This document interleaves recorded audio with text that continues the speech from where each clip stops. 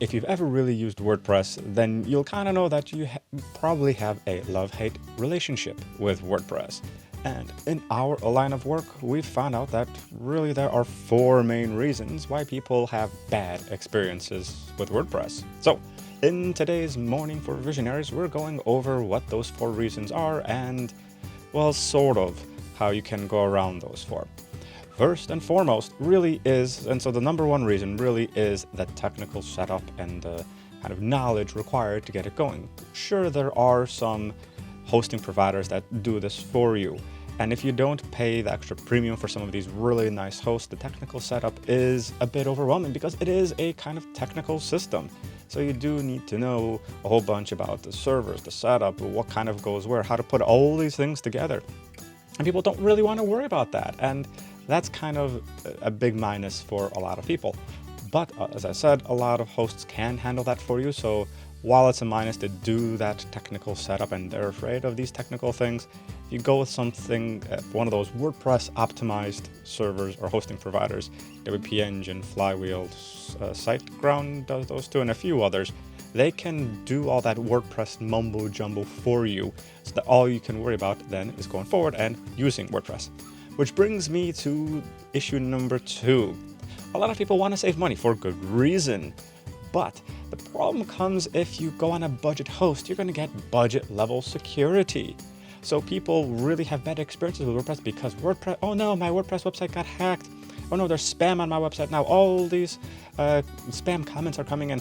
Well, that's because they've never set up security. And it's kind of like the idea of you either have a house or a car and you can leave it out there, but you never lock the door. You never use the keys. You kind of just have the windows rolled down all the time. And then you wonder why people got in.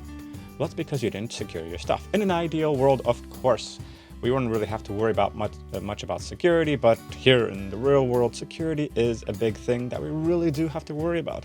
And people don't want to, don't care. It's complicated. It can be really complicated. And there's a lot of things that go into this thing. And once they start looking at the available tools to help secure, the prices of all these things really add up and they're like, this is a lot of potential money to secure these websites. And especially if it's not a money-making website, then it's kind of a real hard sell to add all these extra security features. So it's kind of can be hard to put in, it doesn't have to be. And one of the ways to go around it is to, again, kind of go on a high-quality host, which can do a lot of that for you. They're not going to do everything for you because you are still responsible for your own website, but they do handle a lot. Again, so there will be people like SiteGround, Flywheel, WP Engine, and a whole bunch of others. And I'm only mentioning those 3 several times. 1, because I have affiliate links for these people, but 2, because they are actually pretty good hosts with good reputations. So take that as you may. And there are others. But just so you know, if you pay $5 a month for hosting, don't be surprised if your website gets hacked, mostly because that server probably never really had much security put on it. Now, the third reason is once you finally get going and all this stuff is working great, you really want to put everything together, and it's like, okay, what's a good option? While it's a good thing that there are many, many, many options of themes, plugins, functionalities, and things you can do with WordPress, it gets overwhelming, which can be a bad thing. There is the idea, or the notion of information overload, and in WordPress that is very much so possible because if you just Google, hey, what's the best plugin for a slider, you will get a bazillion results, and you'll probably get a minimum of at least 15 different plugins that say, hey, we're the best slider plugin. There are better ones, there are worse ones, but which one is the best for you right now? Don't know. There's a lot of options for everything, and sometimes making all these systems work together. Let's say you're using Elementor, and then you get a third-party slider, and then you want to connect Instagram to this. And how do you get all these things working together? Well, there's no real instruction manual how to get all these third-party tools connecting and talking to each other. And that's kind of a big minus because you then, at that point, have to figure all these things out, which can get rather comprehensive, crazy, and overwhelming at times. Which brings me to the 4th point, is WordPress's backend interface. It's not the best, let's put it that way.